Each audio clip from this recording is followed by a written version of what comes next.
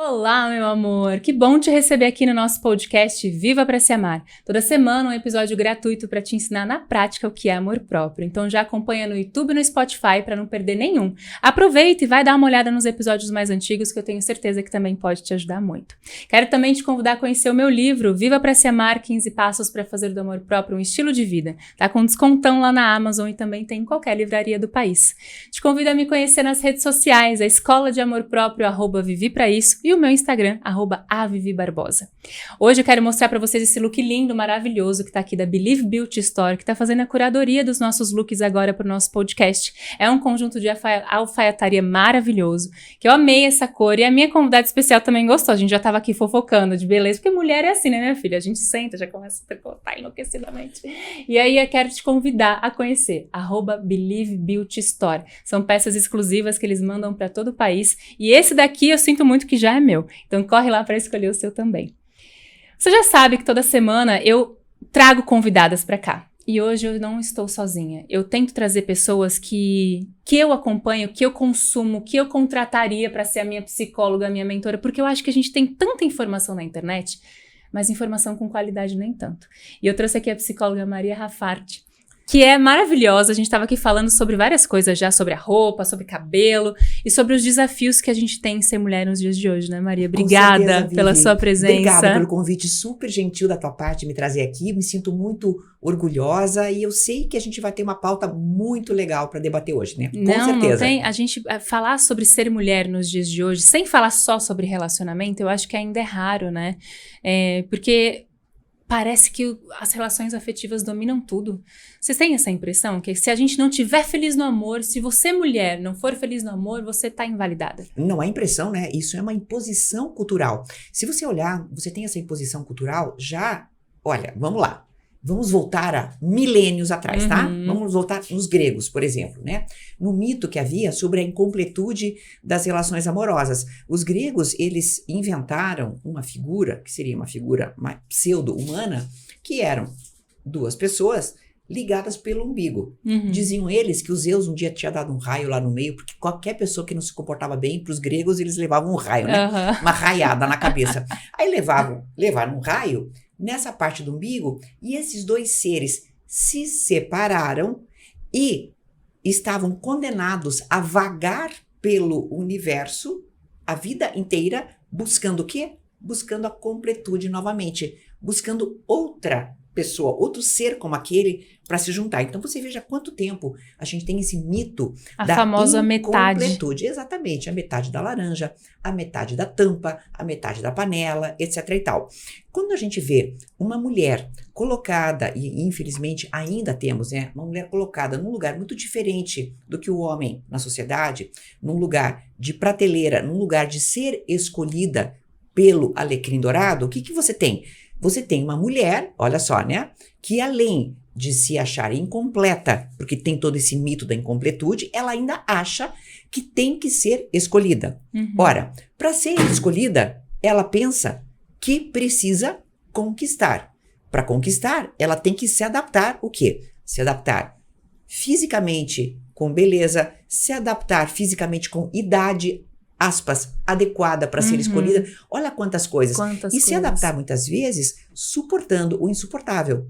Então o que você tem? Você tem assim um misto, um caldeirão cultural que coloca a mulher como alguém incompleto e que só seria realmente feliz e completa se estivesse ao lado de alguém. E aí você vê uma mulher que muitas vezes conquistou estudo, carreira, questão financeira em ordem, faz esporte, tem amigos, tá bem, só que aí ela ainda tem aquela coisa dentro de si, pensando, puxa vida, mas eu ainda não encontrei o quê? A minha outra metade. Mal sabe ela que ela é muito mais feliz do que quem tá muito mal acompanhada. Porque o que tem de mulher mal acompanhada por aí, meu Deus. Muito. E aí a gente vai para aquele lugar de falta de pertencimento, né? Porque ela pode estar ok em várias arestas da vida, mas essa ausência que é tão forte, né? Pela história, né? Quando a gente olha para a parte da Grécia Antiga, por exemplo, estuda a mitologia, né? É muito antigo. Então, olha quanto tempo, já parou pra pensar quanto tempo existe essa pressão? E 4 ela mil não... antes de Cristo, então vamos fazer a conta. Olha que Faz loucura. tempo, 6 mil anos, hein? Então, é uma questão de inconsciente coletivo, porque apesar de ser uma mulher bacana em vários aspectos, conquistou e tudo isso que você falou, parece que falta. Eu Sim. não me sinto pertencente. São muitos desafios que a mulher de hoje ainda vive, mesmo 4 mil anos depois. E para completar, música atrás de música, seriado atrás de seriado, se você for olhar, né, programa atrás de programa, série atrás de série, dizendo o quê?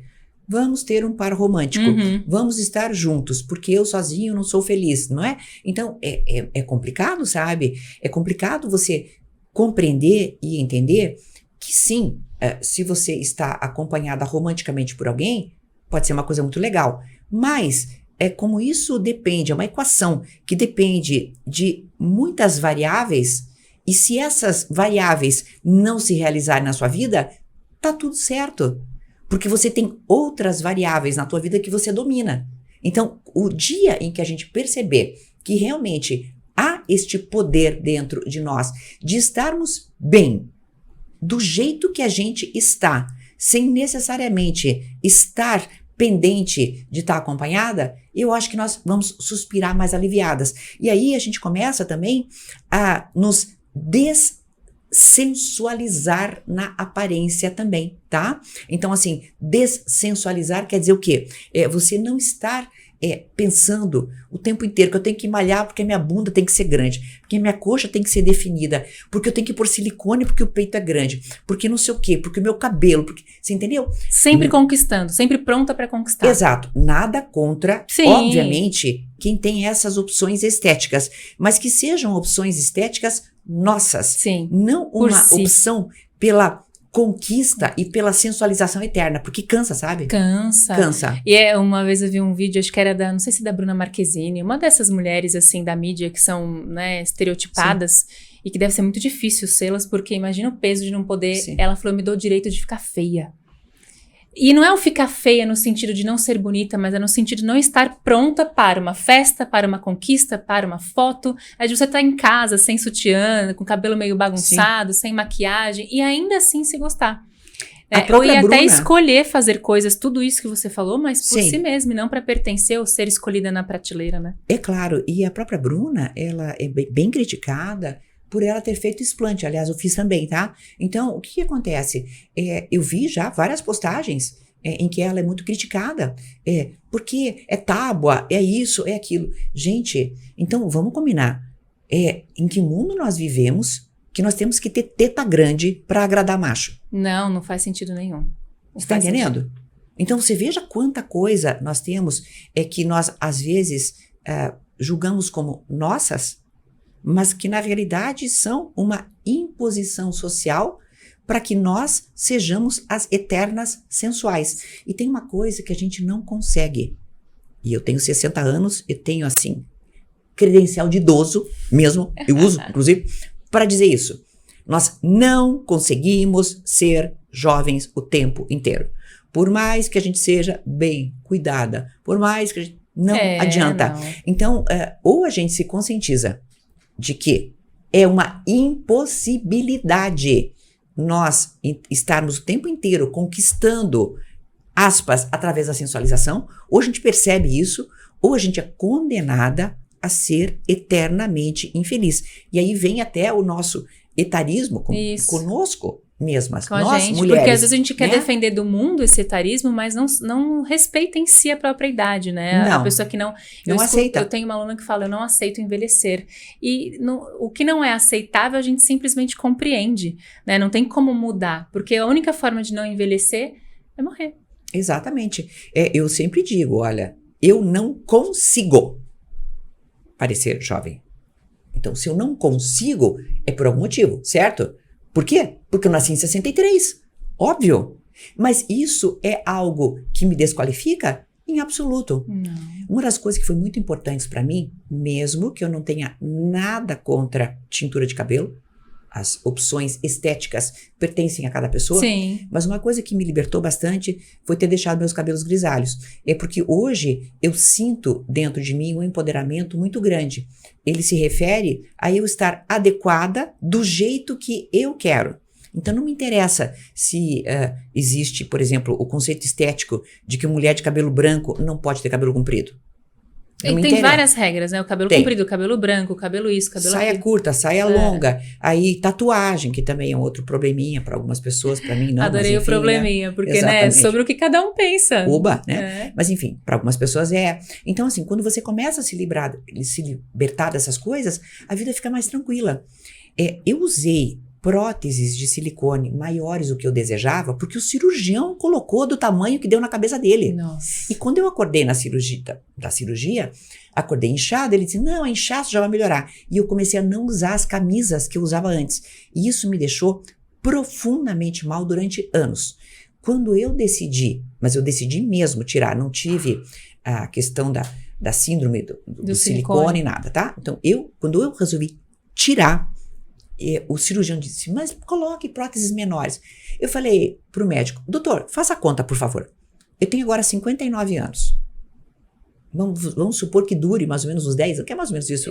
Não vem com história que é para sempre, porque não é. Não, eles falam isso quando a gente vai colocar. Exatamente. Eu disse pro médico, doutor, eu não consigo me ver com 70 anos mexendo trocando no peito. Pelo amor de Deus, doutor. Então me deixa fazer o que eu quiser. Mas vai ficar pouco. Eu disse, não interessa.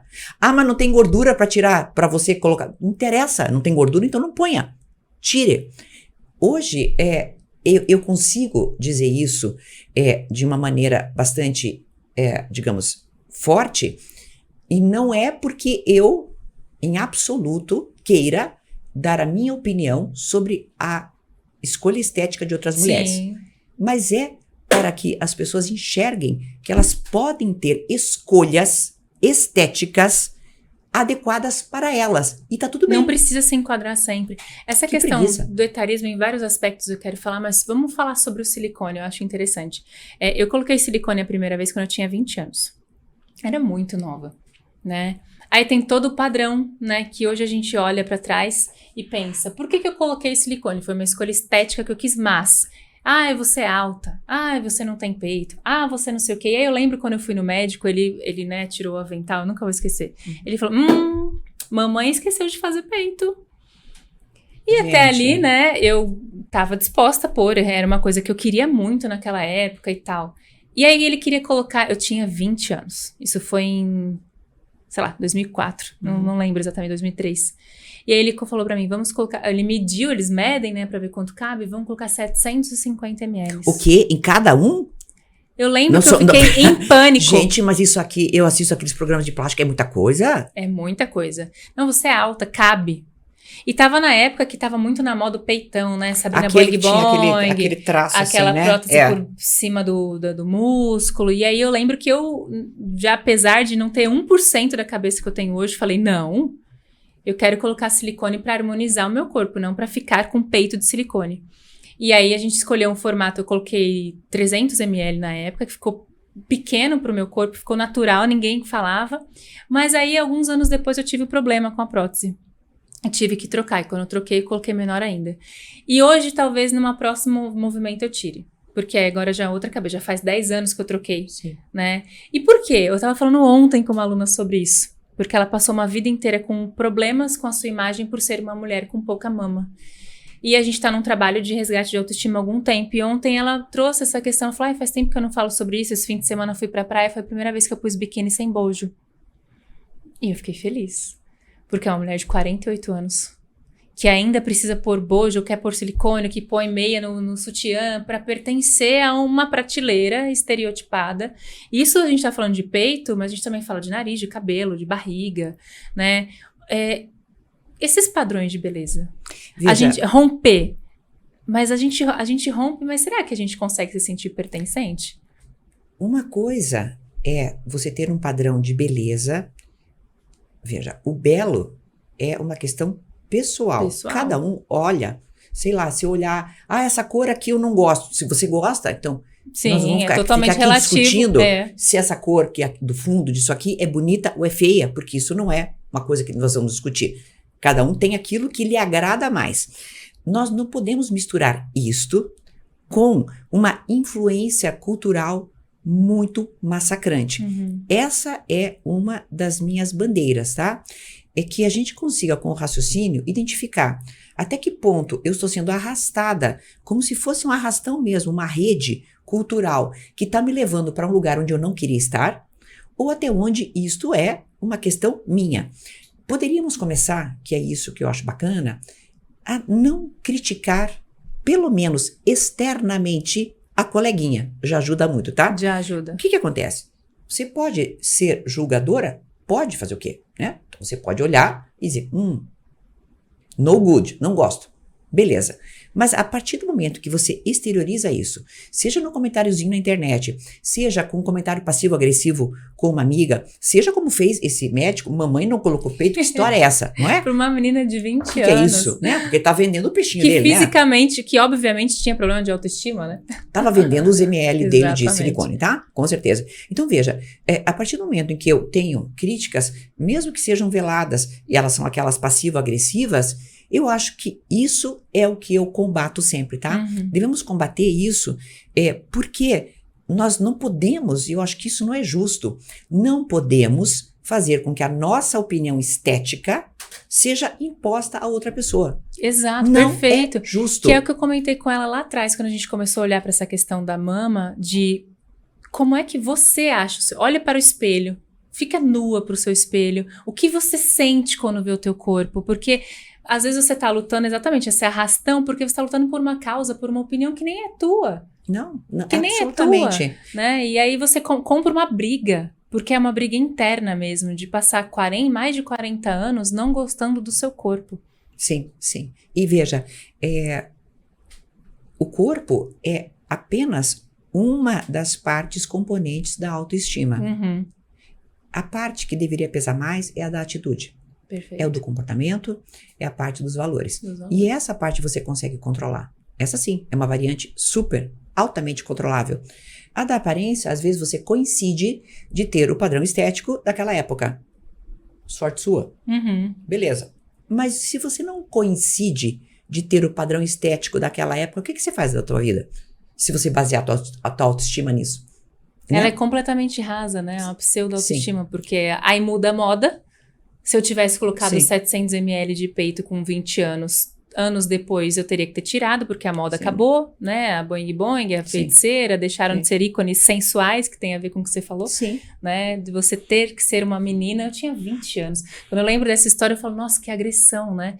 Eu tinha 20 anos e eu já estava sendo preparada para chamar a atenção de um homem. E é uma questão de gênero também, né? Porque embora hoje a gente tenha uma pressão maior sobre os corpos masculinos, sim, existe essa pressão, né, de ser bombado, mais malhado, etc e tal. Embora haja isso, para os homens isso é um processo mais tranquilo. Há uma aceitação do seu corpo mais tranquila, porque a autoestima deles não está baseada nas questões estéticas. Então nós precisamos deslocar a nossa autoestima da questão estética para colocá-las na questão comportamental. Que disso é que se trata. E aí você sai poderosa. E aí, cara, sinceramente, chama a gente de velha, que eu sou chamada de velha, assim, o pessoal que quer me xingar me chama. Ai, que preguiça. Isso aí pra mim não dá nada, nem coça, sabe como? Porque é uma constatação. Sim, eu sou idosa. Não, e mas olha se que isso te agrada ou não, né? não me interessa. É muito louco as pessoas falarem sobre isso, porque se você viver bem, você vai ser idoso. 60, 70, 80, 90, né? Mas, e você tá criticando uma pessoa que tá bem, que tá viva, que tá saudável? Sim. Não faz sentido nenhum, né? Deveria ser um pouco, pra você ver como essas questões de... É uma coisa agressiva, né?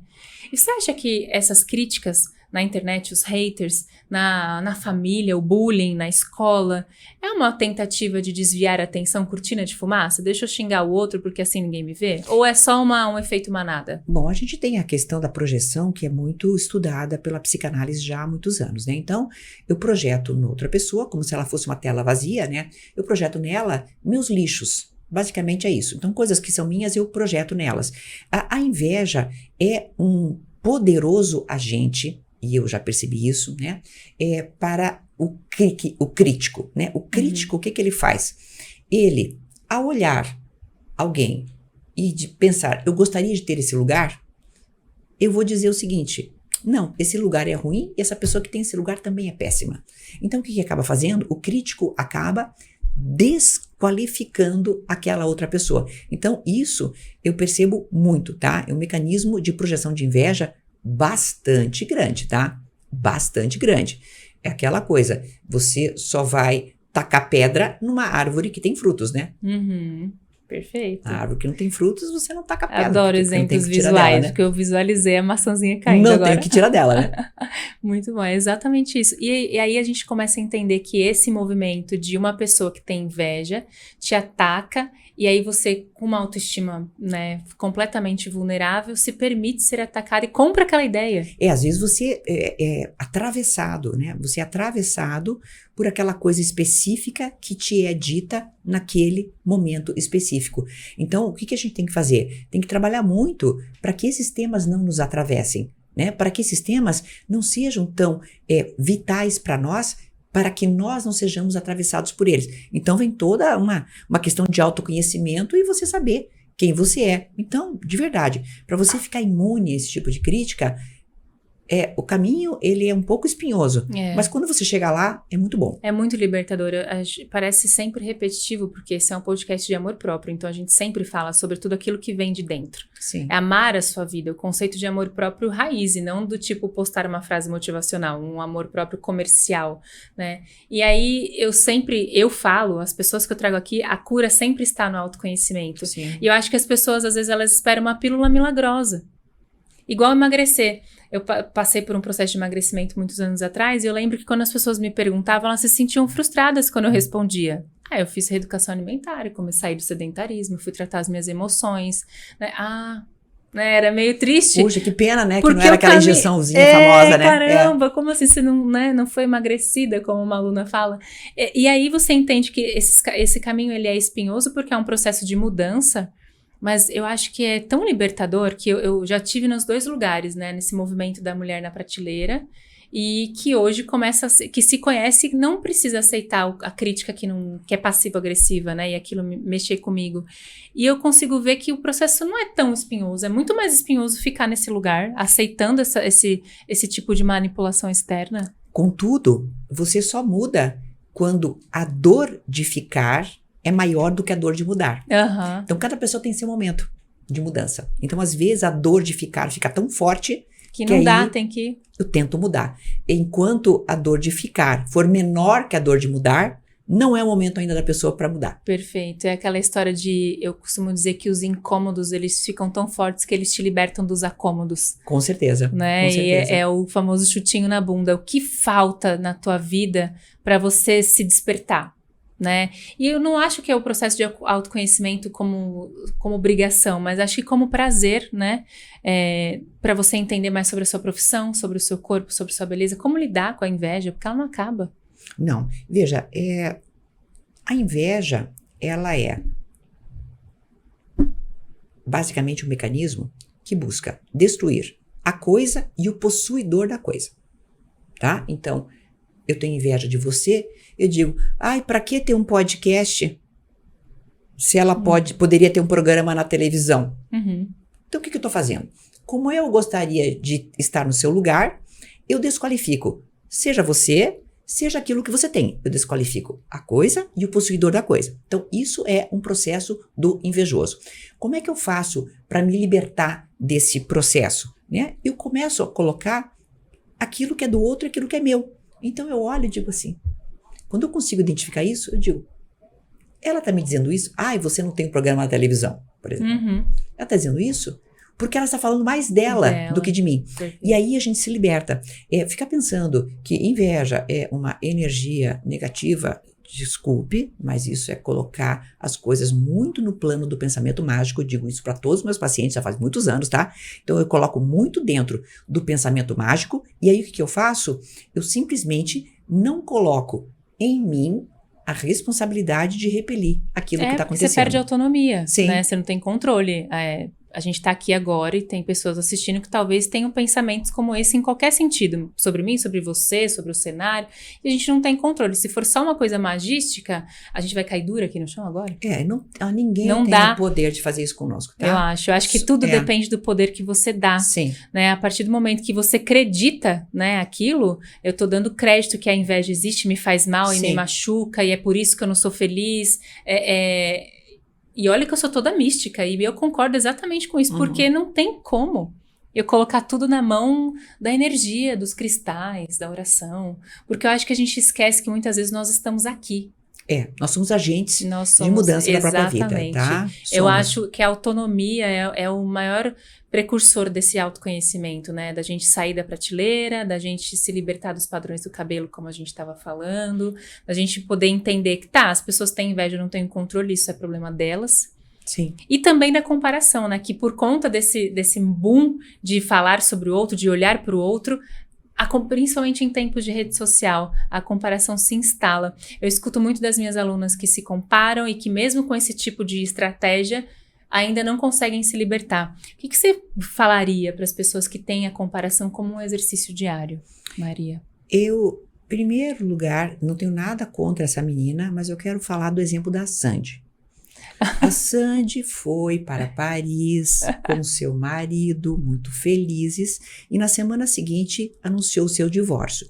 Isso, sem desqualificá-la, isso é o que nós mostramos em redes sociais. A rede social é a rua atual.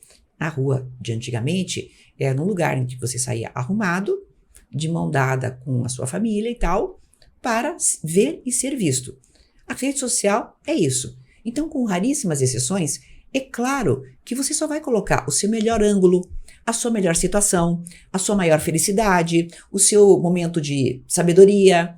Por quê? Porque isso é natural do ser humano. Eu só vou mostrar aquilo que é bom em mim.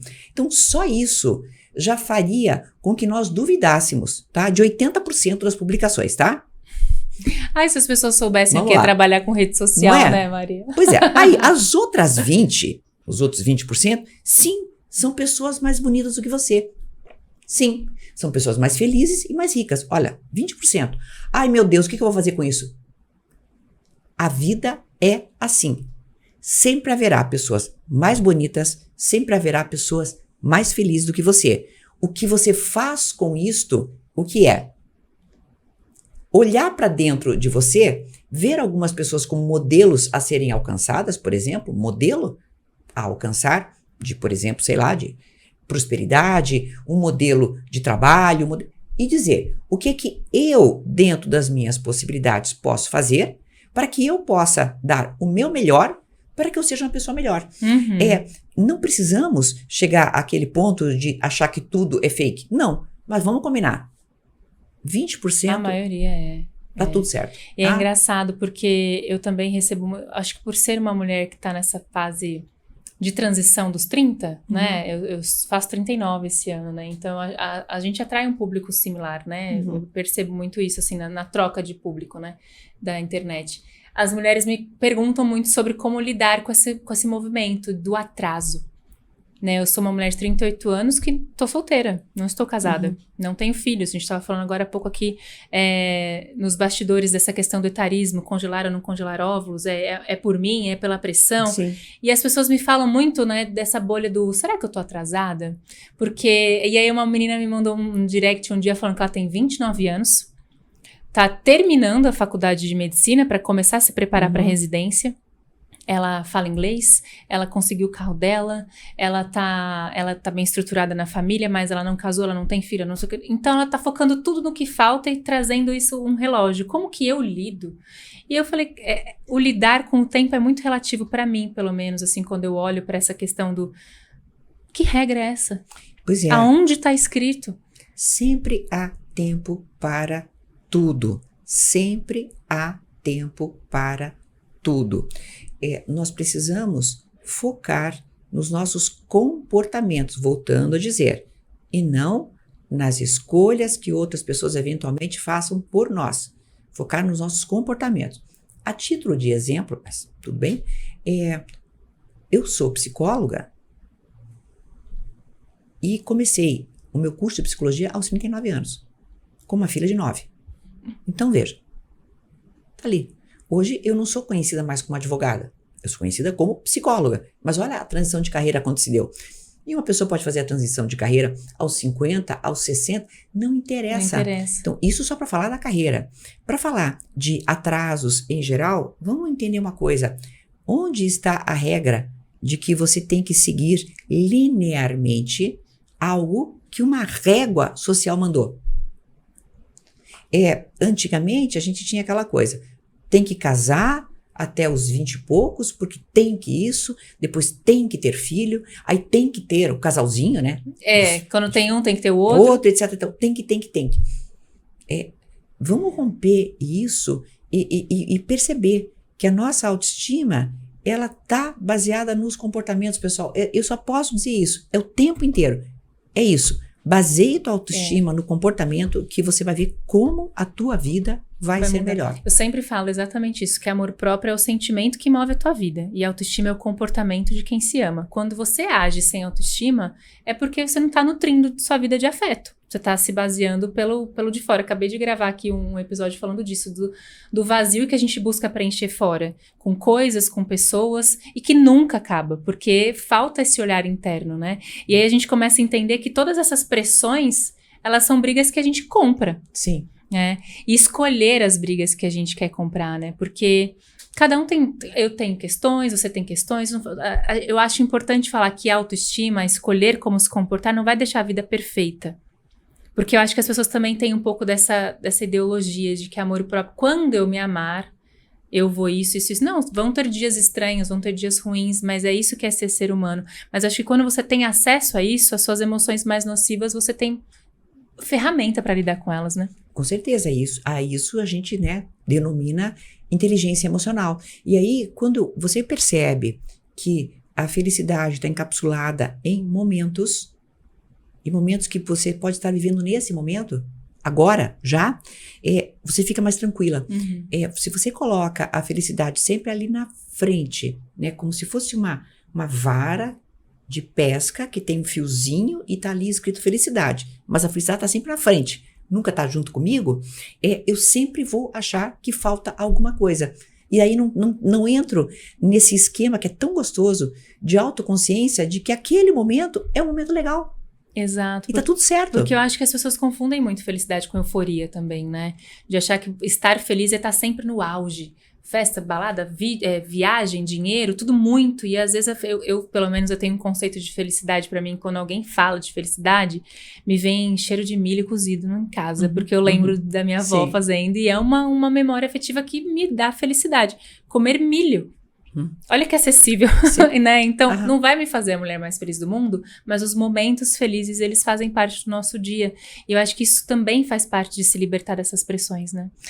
Veja, o tempo inteiro a gente está sendo moído pela cultura, né? Cultura é aquele caldeirão onde a gente está inserido. Então, o tempo inteiro, aquele caldeirão cultural está ali moendo a gente, e eu convoco as pessoas a saírem dessa máquina de moer, saírem, olharem e enxergarem o que tem delas e o que tem de imposição cultural. Nossa, a vida fica muito mais tranquila.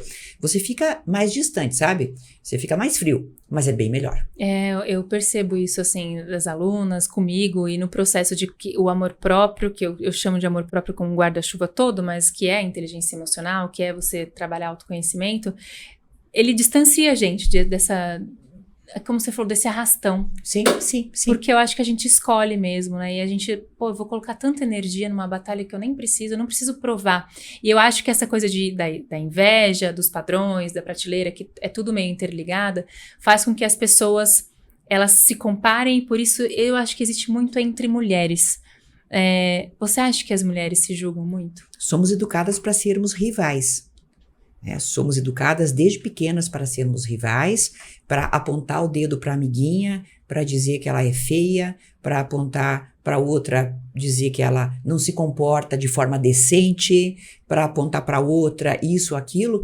E, evidentemente, a sororidade, esse movimento surge para nós combatermos esta inimizade gratuita que a mulher tem pela outra, né? Essa rivalidade gratuita que não faz com que a gente chegue a absolutamente lugar algum, né? Quando uma mulher quer desqualificar a outra, ela se refere muito às suas atitudes que seriam inadequadas e aos seus, digamos, atributos estéticos que seriam inadequados também. Gente, que preguiça! Que preguiça. Que preguiça, né? E aí a gente vai ficando meio distante mesmo, porque chega uma hora que nem até num papo de amiga você não consegue mais, tá? Porque às vezes é só sobre isso, né? Sim. Não sei se você assistiu, deve ter assistido, que foi um sucesso, aquela série Bridgerton. Não, eu não assisto série, tá? Por um motivo. Porque eu acho que a série me faz usar muito do meu tempo. E eu acho que aí fica aquela coisa que eu fico pendente muito daquele tema e daí não dá. Então, pra mim, não cabe. Agrega. Não quer. Não cabe. Então, eu não assisto. Essa série, só pra contextualizar, ela fala lá de, sei lá quando, 1800 e pouco, 1900 e pouco, sei lá, comecinho do século, quando as mulheres faziam o debut, né? Que inclusive hoje, até hoje, apesar de ter mudado o formato, é a festa de debutante da menina de 15 anos. Quando a menina estava pronta para casar. Ah, tô entendendo. E aí, exatamente esse movimento. Elas iam para festas lindas, cobertas de joias, com aquele espartilho apertado, né, mostrando, e elas iam para serem escolhidas pelos homens, sejam eles quem fossem, novos, velhos, né? Então as suas mães, elas colocavam essas mulheres nesse lugar. E aí, qual que era o movimento? Elas se tornavam rivais, porque os melhores partidos eram disputados por todas as mulheres. Então, por que eu dei o exemplo? Porque essa foi uma série, ela é uma série de extremo sucesso, porque a fotografia é muito bonita e tudo mais, mas porque as pessoas ainda não percebem esse movimento. Elas ainda romantizam a competição, a dor e a inveja. E aí a gente vem pro tempo daqui, e você que tá ouvindo a gente agora é uma mulher que não aguenta mais ser pressionada para ser mãe, não aguenta mais ser pressionada para pintar o cabelo ou não, mas é uma mulher que compete com outra mulher. Pois é. Me lembra Orgulho e Preconceito, da Jane Austen, que também trata disso. Trata dessa mulher que tá ali na subserviência sempre de ser escolhida, então ela precisa agradar um determinado padrão, porque assim, aí vamos lá, padrão das princesas, em que tem um príncipe que te escolhe, que te salva, que te tira daquela situação, etc, etc, etc. E é claro, como eu quero isto, como eu quero ser escolhida, eu preciso, de certa maneira, afastar as minhas rivais. E às vezes, mesmo que hoje em dia a gente não leve as nossas filhas pro debut, como elas faziam antes, né? Acho que de tanto a gente vê ainda nas séries, como você comentou, ainda é imposto no nosso inconsciente coletivo isso, mas as pessoas admiram quando vem num formato de uma série, por exemplo, para você se distrair.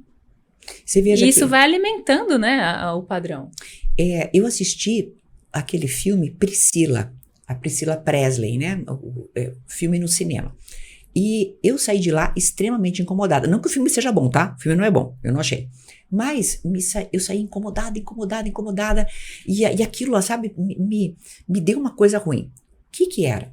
Basicamente era a Priscila, com 14 anos, morando na base militar na Alemanha, onde o Elvis Presley foi servir. 14 anos, tá? E ele a escolhe. Entre tantas meninas e tal, ele a vê um dia em determinado lugar e começa a convidá-la e tal. Os pais acabam deixando. Os pais deixaram até que ela, naquela época, fosse morar com ele nos Estados Unidos, sem ter casado ainda, etc. Porque ele já era o Elvis, né? Já era o Elvis, tá? E aí, mostra esse recorte de todo o machismo dele. Ele saía contra as mulheres, ela era obrigada a ficar em casa, ela ficava esperando por ele o tempo inteiro. E aquilo me incomodava muito. Por que me incomodou? Porque aquilo é o que eu vivi. Eu nasci em 63.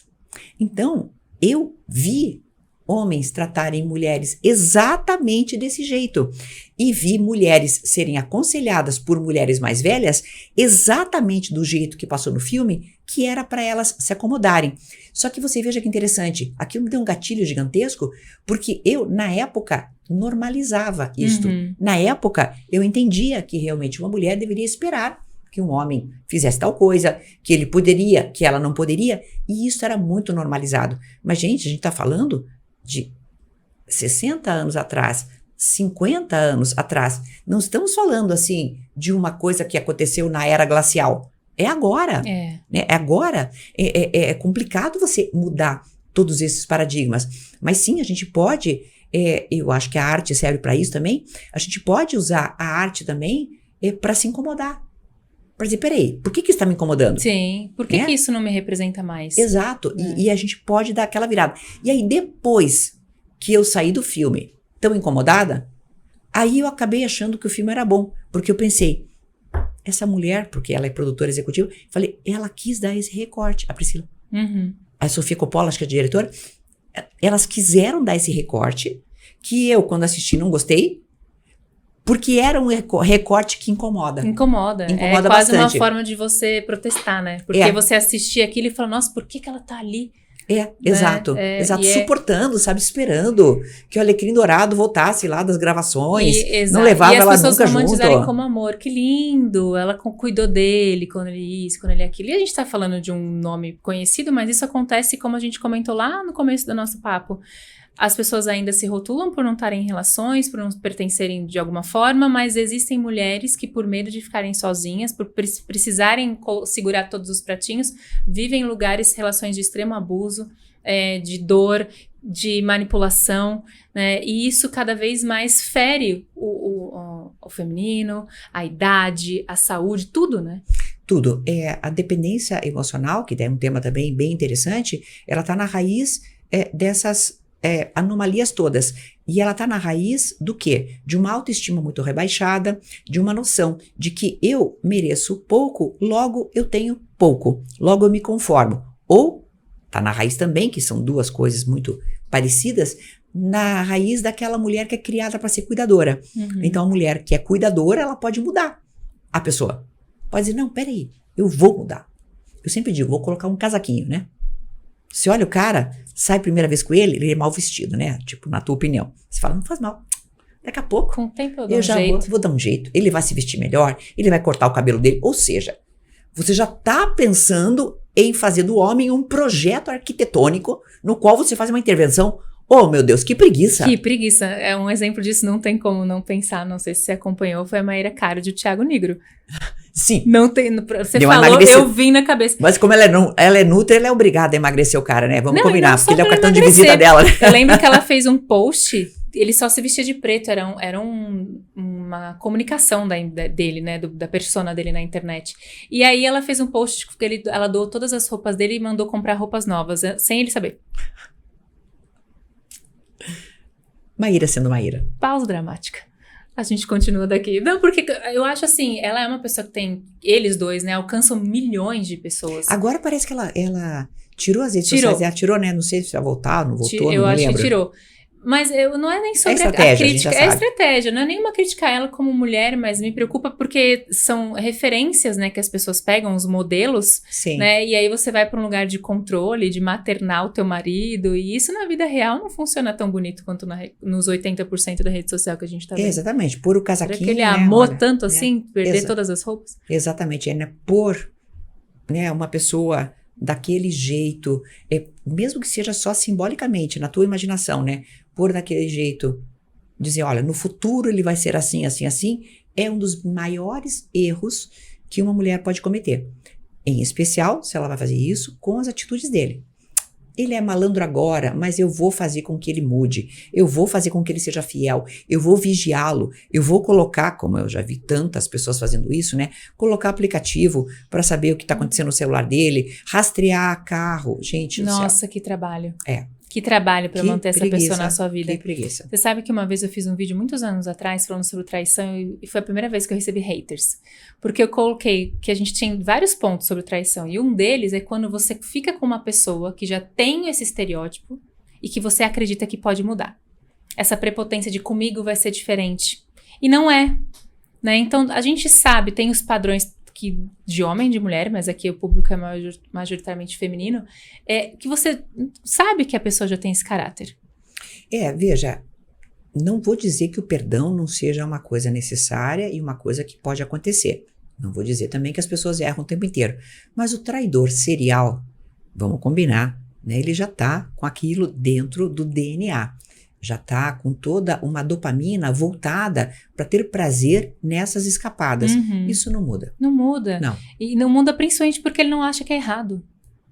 Não, faz parte Faz da parte. sua masculinidade tóxica. E aí não muda. E aí a gente vê mulheres tentando nessa luta de mudar e aceitar, seja o traidor, o agressor, enfim. E aí, mais uma vez, é a mulher se adaptando. Quer coisa mais deprimente do que uma mulher brigar com a amante? Nossa, não dá. Brigar as duas pelo alecrim dourado. E o ego dele lá. E o troféuzinho tá ali no meio. Pelo amor de Deus. E é tão comum. Bastante. Bem mais do que parece. Nossa, como é comum, porque a rivalidade, de novo, a gente volta a falar da rivalidade feminina que é histórica. Volta a ser entre elas o problema. Uma história real, que aliás são as histórias reais que são objeto dos meus vídeos diários, né? Uma história real da semana passada é a seguinte, 2 pontos. Amante não gostou que a esposa colocou a foto dela com o marido no WhatsApp. E sabe o que a amante fez? Mandou tirar. E o marido mandou a esposa tirar a foto. E tirou. Porque a amante não quis. Você está entendendo? A gravidade o padrão disfuncional? Então a pessoa está com alguém que tem uma amante e a amante pede que você tire a foto. E você tira. Eu tive uma aluna que tinha esse que comportamento. Disfunção. Ela que disfunção. Postou uma foto uma vez no mesmo lugar que o marido, né, a amante, para a esposa saber que eles estavam no mesmo lugar. Então, e aí a gente vai criando, e aí a gente fala por enquanto da relação homem-mulher, mas a gente tem filhos no meio disso, que vão aprender o padrão de como é amar. Sim. E lá na frente tem grandes tendências a serem adultos de relações problemáticas, de autoestima baixa, a mulher assistindo a sua mãe ser traída e aceitando. Então, são muitas problemáticas que eu falei pra Maria, né? Quero falar contigo sobre os desafios que a mulher passa. A gente vai ficar aqui até amanhã. Bom, olha... Eu tinha colocado 5 temas, a gente foi para 18. Exatamente. Não tem como. A vida é desafiadora para nós mulheres, é muito desafiadora. E em especial, o desafio de nós entendermos que a nossa autoestima depende só das nossas atitudes e só dos nossos comportamentos, é esse, na minha opinião, o desafio pelo qual a gente precisa se debruçar mais. Quando a gente se debruça sobre isso, nossa, várias coisas funcionam melhor. Hoje eu estava fazendo stories sobre uma coisa muito simples que eu fiz, tá? Eu fui dormir ontem tarde, porque eu fiz um deslocamento até bem longe e tal. Então, eu fui dormir tarde. Mas eu me coloquei o seguinte. Eu sabia que eu ia ter 1 hora de trajeto para vir até aqui, até você. Aí eu fiz o cálculo, tal, bonitinho. Aí eu disse, então, eu vou correr antes. Quando eu tô aqui em São Paulo, como eu, assim, curitibana caipira, tem medo de correr na rua em São Paulo, tá? Então, eu penso, mas até quem tá aqui tem que estar com medo. Vou correr na esteira. Em Curitiba eu corro na rua, mas eu vou correr na esteira, beleza. Até no parque a gente fica, ai meu Deus. Então eu me desafiei, né? Então eu disse, aí eu acordei, tava com sono, tava cansado. Eu disse, não, eu vou correr porque eu me propus. Quando eu coloco isto para mim, é um desafio meu. Então eu peguei, tomei banho, tararará, fui lá, corri. Aí volto suada, tomo banho de novo para vir aqui. Beleza. Quando eu faço isso, vejam bem, é uma atitude minha, que depende de mim para a minha saúde, porque eu não estou disputando com absolutamente ninguém nada. Eu só estou cuidando da minha saúde, como uma pessoa de 60 anos que cuida da sua saúde através do exercício. Ponto. O que acontece? A minha autoestima se eleva. Eu de verdade estava tomando banho, além de todas as endorfinas e todos, né, os neurotransmissores do bem da parte do exercício, eu tenho essa coisa também ainda mental sobre mim. Eu digo, olha aí, eu posso. Eu me propus, eu cumpri e eu fiz. Agora, se por outro lado eu começo a procrastinar todas as coisas que me fazem bem, todos os comportamentos que sejam do meu autocuidado, se eu começo a procrastinar todas essas coisas, o que acontece? Eu me sinto um fracasso. Se eu me sinto um fracasso, a minha autoestima já se rebaixa. Aí, pronto. Aí eu sou o quê? Eu sou uma pessoa fragilizada para que qualquer crítica me atinja. Então, você veja como é importante nós nos darmos doses diárias de atitudes propositivas para a nossa autoestima. E aí é muito interessante o que você falou, porque quando você vira e fala além das endorfinas, eu olhei e falei, caramba, eu consigo, você está se validando. Claro. E isso automaticamente faz você não depender mais da validação externa. Não, nada. Então pode me chamar de que quiser. Tipo, não magrela, velha, tatuada, sei lá, o que, flácida, pode falar porque eu não tô nem aí. Não, e é muito louco porque as pessoas, elas vivem em busca de uma validação. A rede social, os 80% da felicidade que a gente vê na rede social é em busca de validação. Sim. Quando você posta uma foto maravilhosa e naquele dia você tá péssima, é em busca de alguém dizer com uma que frase você tá bíblica bonita. embaixo. Exato. De biquíni. Pra ficar bem orientado, né? Uma bunda e Deus embaixo. Tudo, Sensacional. Porque... Adoro. E é muito legal, porque as pessoas acham que é isso. E aquele vazio continua. Porque ela tá lá sentada no sofá, não fazendo nada por si. E as pessoas continuam entendendo por que eu dependo tanto do julgamento das pessoas. Por que eu não faço coisas com medo do que vão achar. É porque você não tá fazendo sua parte. Certo. E aí o outro faz o que joga você pra qualquer lado. E aí você não tem autonomia pra falar, não, eu não vou me colocar nesse lugar, eu não concordo, obrigada. E aí você não precisa também de filtro, você não precisa de Photoshop, não precisa diminuir a cintura. Nunca faça isso atrás de uma persiana, tá? Porque aí a persiana também Ou fica... de escada, e a gente né? percebe, tá? A gente sabe, tá? Dá pra ver, né? Entendeu? dá pra ver. Então, aí se você não Kate tá nada disso. Middleton alterou uma foto, quem somos nós, Aliás, meros né? mortais? Gente, que bafo. O que aconteceu com essa mulher? E ontem que apareceu uma mulher que parece que é uma sósia dela, que não é ela. Eu acho que é sósia, tá? Gente, é um bafo essa história, né? Pra você ver a pressão. Já pensou ser a Kate Middleton? Que peso. Gente, E as pessoas idealizam a vida de uma princesa. É muita coisa. Na vida real não é assim não, viu, querida? É muito mais fácil ser um serzinho comum e ter autonomia sobre as suas escolhas. Hoje eu vou correr. E essa coisa do exercício físico, pra mim, ela é um exemplo muito legal, porque ela é muito visual, né? Sim. Você entender. Eu fui lá, eu corri, eu consegui os meus benefícios, eu me senti boa o suficiente, capaz. Isso. É muito rápido. E aí eu costumo falar que a autoestima ela é igual à musculação. Se você treinar só um braço, o outro vai ficar diferente. Exato. Então você fica mais fraco, por isso fica mais vulnerável. Então a gente tá sempre fazendo pelo outro. Quando tem uma motivação externa, eu escuto muito as mulheres falarem que quando eu for casar eu vou emagrecer. E elas emagrecem para o casamento. Que chama-se Projeto Noiva Cadáver, conhece, né? E aí casa... cumprir meu protocolo, engordam absurdamente porque se deixam e isso não é autocuidado. A palavra já diz autocuidado. Você fala bastante sobre a sua idade e eu acho muito legal falarmos sobre a sua idade.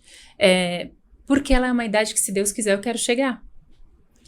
E acho que todas nós, né? Mas a gente vive... o etarismo, a gente tem que falar mais sobre isso. Precisa. Ontem eu vi uma publicação, Maria, óbvio que eu não vou mencionar da onde, mas que eu fiquei pensando... Que mundo a gente vive? Era uma pessoa ensinando mulheres a serem femininas, no tom de conquistar um homem de valor, que tá muito na moda, né? Ah, que preguiça. Eu gosto de falar de feminilidade, mas não para conquistar, mas assim, de você, da sua roupa, do seu cabelo, de você trabalhar, né? Por exemplo, Você se gostar. Se gostar, onde você se sente mais mulher. E aí eu tava vendo o vídeo da pessoa, ela falava assim, que a mulher, o auge da vida e da beleza dela é dos 15 aos 30, é aquela coisa do MVS, né? Maior valor sexual, também é isso, conta muito isso. Dos 15 aos 30. É coisa de red pill. Ela tem uma mulher falando, mais de 500 comentários apoiando. É red pílula. Eu ia até comentar, eu falei, não vou. Temos red pílulas não também. Vou, minha opinião, tá. não vou colocar minha opinião aqui, que se dane, que preguiça, deixa esse povo pensando nisso. Dos 15 aos 30, ela tá exatamente nesse lugar onde ela tem mais capacidade de conquistar um homem de valor, conquistar o seu trabalho, conquistar o seu físico, conquistar os seus filhos, seus óvulos, blá, blá, blá, blá, blá, blá, blá. Num mundo em que a gente sabe que aquela coisa que fala, né, os 50 é o novo 30. Não, eu não acho. Acho que o 50 é o 50 atualizado. Veja, todos nós podemos fazer o que nós quisermos, desde que nós tenhamos força de vontade, tenhamos uma capacidade grande, e precisamos ter, de manter essa força de vontade, e precisamos também fazer aquilo que não gostamos, para sermos o que nós desejamos. Ponto. Isto pode acontecer com uma menina de 15, sim, ela pode ser super estudiosa, pode ser a melhor da sala, pode já criar uma startup aos 15 anos. Isso pode acontecer com uma mulher de 25, 35, 45, até o que quiser. A Iris Apfel morreu aos 102 anos, agora há poucos meses, tá? Quem era ela? Uma mulher que se tornou modelo depois dos 90 anos de idade. E como eu a seguia, apareceu uma publicação dela no dia anterior à morte. Ai, me deu uma peninha. No dia anterior à morte dela, ela estava comemorando 102 anos e 6 meses. E ela disse, agora, nessa idade, eu estou comemorando de 6 em 6 meses. E aí ela colocou e tal. É um exemplo muito grande de como você consegue ser bonita com o passar dos anos, com a beleza que é adequada para a sua idade. Então, indiscutivelmente, é uma mulher belíssima, belíssima pela sua atitude. Sim. E aí ela faleceu do jeito que eu gostaria de falecer. Na cama dela, sossegada, no dia seguinte à postagem. Voou. Pronto. Só o passarinho aí, voou. De manhã o pessoal que estava trabalhando na casa dela foi lá olhar, ela estava na cama dormindo, morta. Ótimo, fantástico. Então, ela é um exemplo para mim de pessoa que pode ter a longevidade, né, garantida pela produção de coisas que façam sentido para ela. Sim. Então, todos nós podemos fazer isso. Cora Coralina não começou a escrever o primeiro poema, se não me engano, uns 70 anos. Não interessa.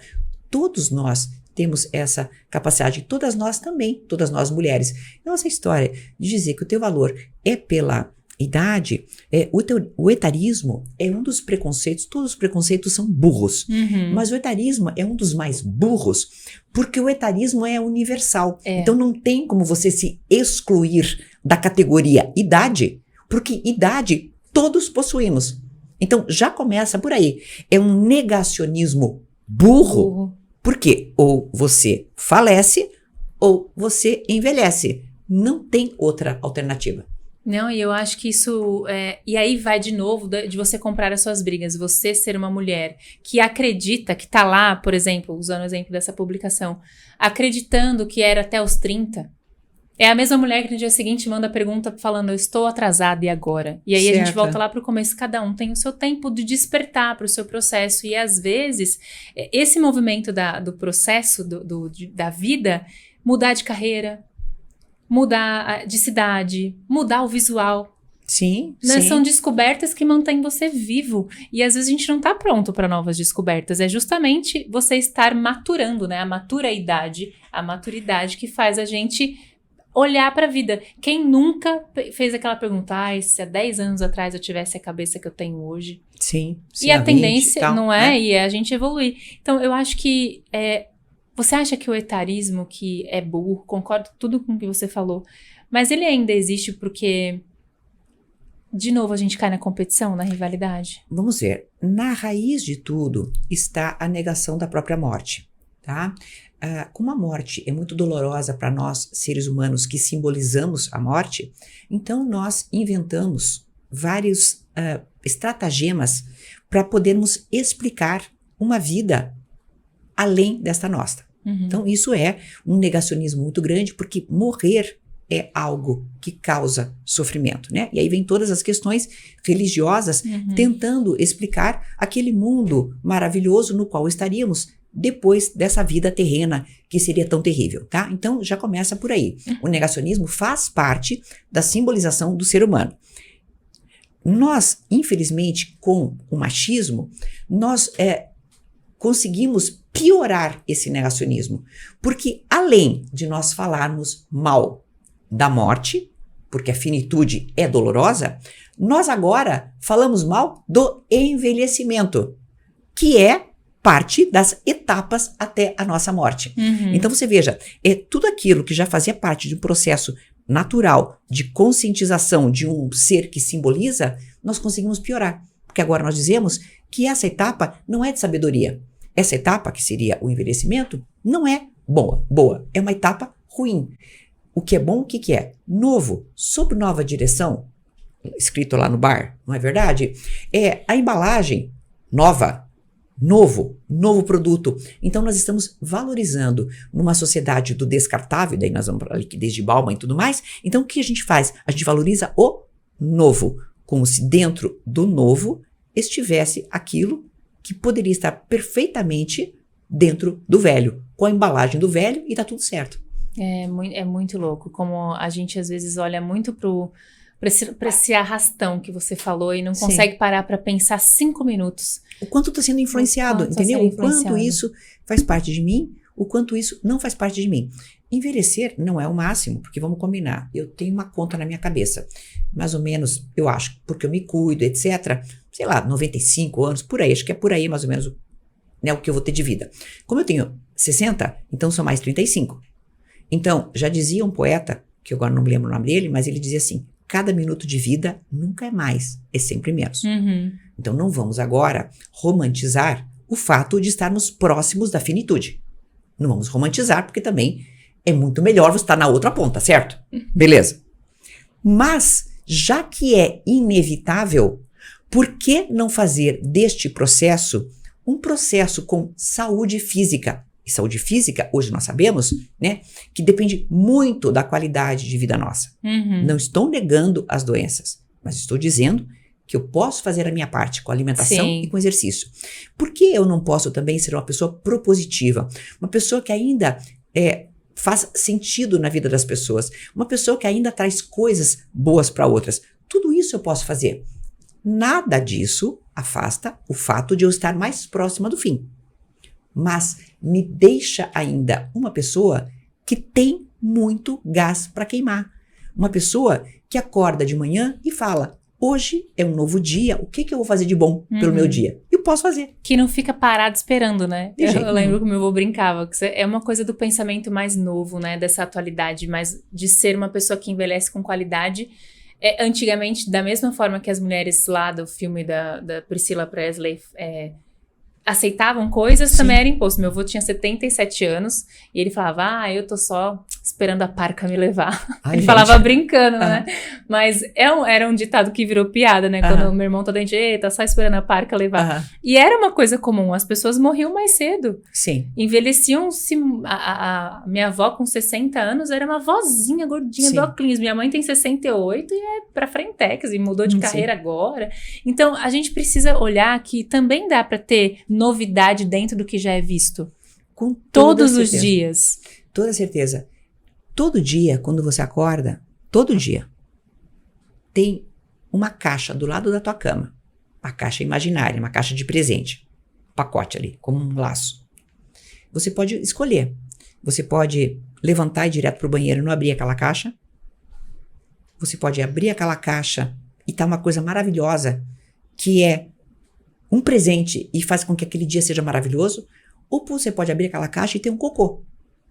Mas tudo vai depender da tua atitude. Se você levantar e ignorar aquela caixa, você nunca vai saber o que tinha dentro dela. E aquele dia, que poderia ser um dia que mudou a sua vida, pode simplesmente não existir porque você não fez nada para isso. Perfeito. Autonomia. Eu acho que a autonomia ela é libertadora, da gente sair da prateleira, da gente deixar o cabelo do jeito que a gente quer, da gente poder mudar diariamente, ter um propósito indiferente da idade. E acho que a autonomia é uma das pernas da autoestima, da inteligência emocional. E eu acho que é essa mensagem que a gente tem que deixar para vocês aqui, que enquanto houver vida, é evolução. Certeza. Né? E eu acho que essa é a grande sacada, de você aprender coisas novas, de você ensinar, de você compartilhar. Isso é a gente todo dia amar a nossa vida. Né? O que você pode fazer de melhor por você hoje? Sempre esperar do outro, sempre desejar do outro, é ilusão. Né? E aí sim, tá igual meu avô deixando a parca te levar, esperando como se você tivesse... Ele também falava outro termo que era maravilhoso, eu estou a bosta na água. O que é a bosta na água? Poxa, é uma coisa boiando, esperando a correnteza te levar para algum lugar. Não seja uma pessoa bosta na água. Maria, amei te receber aqui. Vivi, obrigada, querida. Adorei. Também adorei. Que delícia de papo. Assim pra... A gente tem que marcar... Papo pra metro. A gente tem que marcar vários outros episódios, porque muito legal. Foi muito enriquecedor te ouvir como mulher e te entrevistar como comunicadora, porque eu acho que é disso que a gente precisa, de pessoas que tragam mais naturalidade para o viver. E eu não estou falando de idade. Sobre tudo, né? Eu acho que tem tanta regra na internet, faz isso, não faz aquilo. E eu acho que a gente precisa falar do simples.